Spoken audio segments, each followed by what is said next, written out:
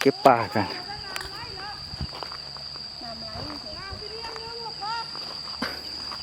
บ่ได้ปลาน้ำขึ้นเน่นบ่โอ้ไปแปลงนะพวกนั้นนะเขาหายบ่ขันสิเอาในอยู่เพื่อนนี่ค่ะเอาในในบ่หมดจะเขาบอกภาษาเรากลางว่าน่ะเพราะว่าน้ำก็ดังขึ้นแล้วนะ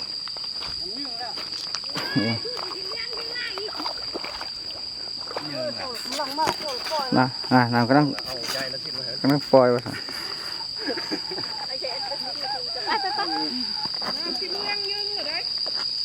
น้ำยืงน้ำขึ้นเนี่ยอันนี้นะห้อยอันนี้นะมันห้อยเล็กอย่างกว่านี้แน่หรอมันจะมาไล่เพิ่นปล่อยปีหนึ่งจะเถื่อน้ำห้อยตลอดแต่ว่าอาจจะโดนอัดเอาตามรับน้ำเนาะปีหนึ่งหลายเถื่อขนาดแล้วแต่น้ำแล้วแต่ขึ้นก็ฝ่าฝนเลยนี่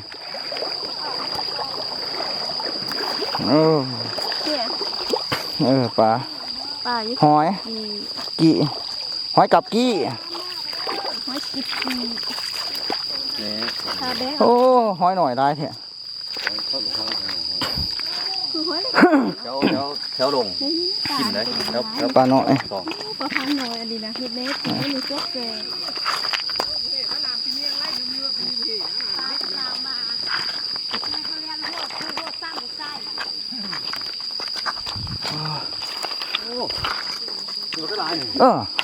เอาบ่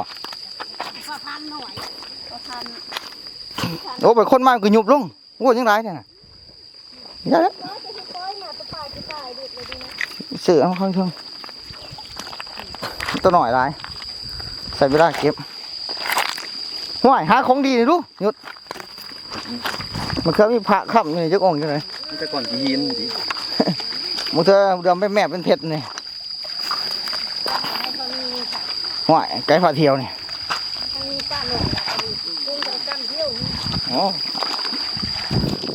อาบน้ำเลยเนาะอาบน้ำเลยเย็นสบายน้ำก็ใสเลยน้ำก็ใสเนาะน้ำก็ใสดีมินว่ะโอ้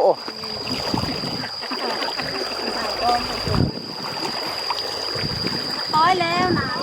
โอ้ปล่อยแล้วอยากจีขี้ไรนองไหนได้ค่ะผู้ใดก็น้ำมากก็น้ำมาแห้งแล้วขี้ไรนองไหนโอ้สูงขึ้นนี่นะโอ้ตัดกองค้อนปล่อยแล้วเนาะแย่น้อยว่ะโอ้เขาว่ามาสาเจ้ายังมาสาก็ค่อยอีกแล้วบ่ได้เก็บมันเขาจักตัวจะเขากุ้งนี่ได้แค่เขามาแต่เด้อเนาะโอ้จะได้หลายเนาะ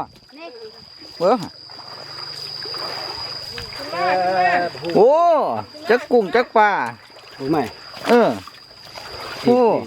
หลายเนาะว่านั่นน่ะกูปลาคนเองโอ้ผมขึ้นมาแต่เช้าคนได้หลายมาได้เขาปล่อยน้ำขึ้นแล้วนี่เอิ้นกันกลับเลยนี่ขี้ไรดอกเจ้าผู้กองขี่ไรลอยน้ำไรหรอไปเก็บเอาอยู่ไซอันอยู่บ้านอยู่ปากเงิมบ่ตั้งแต่มาเด้อเนาะแม่มึงถูกบ่แต่เช้าแต่กินข้าวอยู่ร่างกับผมหาป่า กำลังกลับมาเขาปล่อยน้ำแล้วพักกันแดนกลับคืนนี่โอ้บุเฮปอยเลยยูฮันโอ้เฮปอยน้อยเดี๋ยวข้ามได้บ่ได้โอ้เต็มคลองก้อยกินข้าวสวยปะโอ้อ้าวมีปลาใหญ่ใช่ไหมน่ะนี่ปลาใหญ่ประหลาดปลาดุกนี่แน่นี่โอ้มีกุ้งน้ำหอมมีกุ้งน้ำโอ้เต็มเปรี้ยวใหญ่ด้วยโอ้เดือแล้วสิท่านได้ลงน้ำแค่โทร5,000 บาทหรอก พี่ไปเอาตัวประดานประพันหันนี่ โอ้เป็นยังสอนเซยอยู่น้ำมาท่านแห้งไปได้นะ บ่แห้งกันมันบ่แห้งเลยมัน ไม่คอยแห้งขึ้นเนาะ ได้จะโตประดูด ตัวเดียวตัวพอเป็นดาว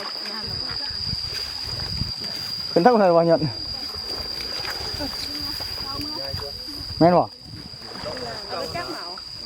ลองมั้งโอ้เด้เนาะยังหาทางขึ้นได้บ่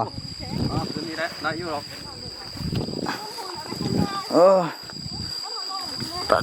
ตายสันทิ้งอะไรเยอะโอ้พักกูดก็บอกได้หลายเว้ย มาสิพี่น้องมาเที่ยวธรรมศาสตร์เมืองลาวบ้านเฮา พักกูดก็บอกได้หลายกำลังขึ้นจากน้ำเรียกขึ้น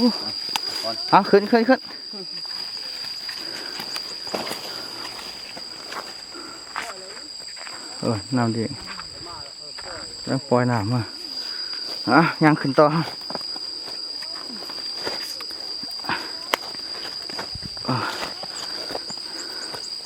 โอ้สั่นอุ๊บชิอุ๊บโอ้จองเครื่องขึ้น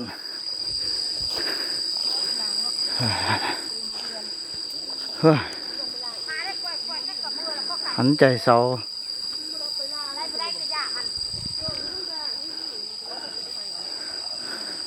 ห่วยไกลทั้งเที่ยวนี่